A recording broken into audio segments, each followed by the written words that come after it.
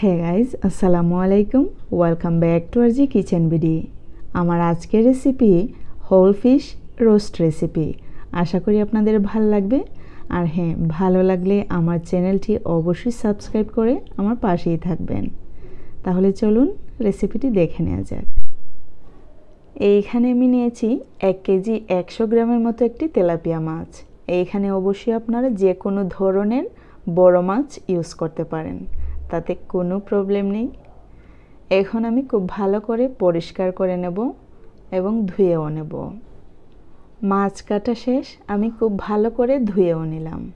এখন অবশ্যই একটি ছুরি বা দা বা বটির সাহায্যে দাগ কেটে নিতে হবে। এখন আমি করে নিচ্ছি মশলা।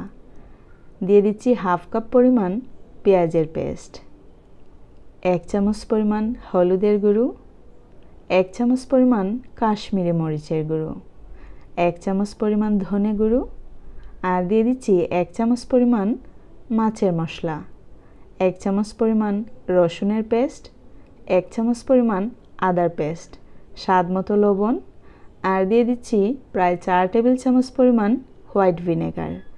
এই সিরকা না দিলে কিন্তু আপনারা লেবুর রসটাও দিয়ে দিতে পারেন। মশলা মাখানো হয়ে গেলে ঢেলে দিচ্ছি মাছের উপরে। তারপর অবশ্যই ভালো করে মাখিয়ে মাছকে হাফ অ্যান আওয়ারের জন্য রেস্টে রেখে দিতে হবে।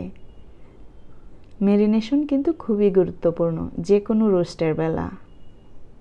মাছ মাংস যাই বলেন না কেন, ম্যারিনেশন খুব গুরুত্বপূর্ণ ভূমিকা পালন করে।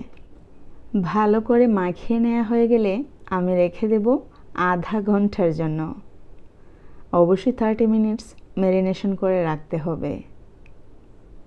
তারপর চলে যাচ্ছি চুলায় একটি প্যান বসিয়ে দিয়ে দিচ্ছি প্রায় 1 কাপ পরিমাণ সয়াবিন তেল, আর দিয়ে দিচ্ছি মাছ। এখন খুব ভালো করে ফ্রাই করে নিতে হবে। অতিরিক্ত মশলাটুকু অবশ্যই ঢেলে দিবেন।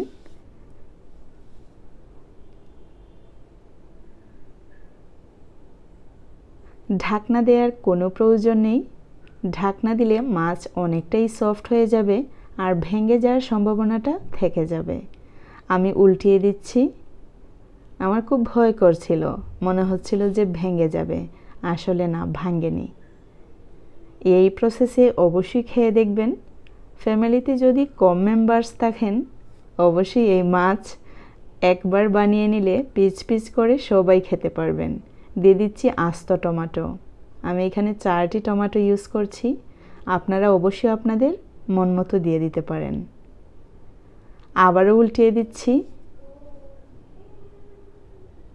অনেকটাই ফ্রাই হয়ে গেছে।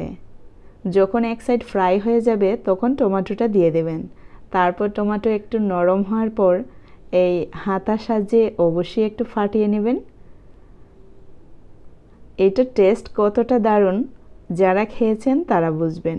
আর যারা এখনও ট্রাই করেননি হোল ফিশ রোস্ট, প্লিজ এই রেসিপি দেখে যদি ট্রাই করে থাকেন অবশ্যই আমাকে কমেন্টস করে জানাতে ভুলবেন না। দিয়ে দিলাম ধনেপাতা। এটার ফ্লেভার কিন্তু অনেক ভালো আসতেছে। যখন বুঝবেন মাছ ফ্রাই হয়ে গেছে, টমেটোও গলে গেছে, অবশ্যই নামিয়ে নিতে হবে। আমি পরিবেশন করে নিচ্ছি। আমার এই রেসিপি ভালো লাগলে অবশ্যই একটি লাইক দিবেন। বেশি ভালো লাগলে সাবস্ক্রাইব, আরও বেশি ভালো লাগলে নতুনদের সাথে শেয়ার করতে ভুলবেন না। See you in the next video. Till then, bye, আল্লাহ হাফেজ।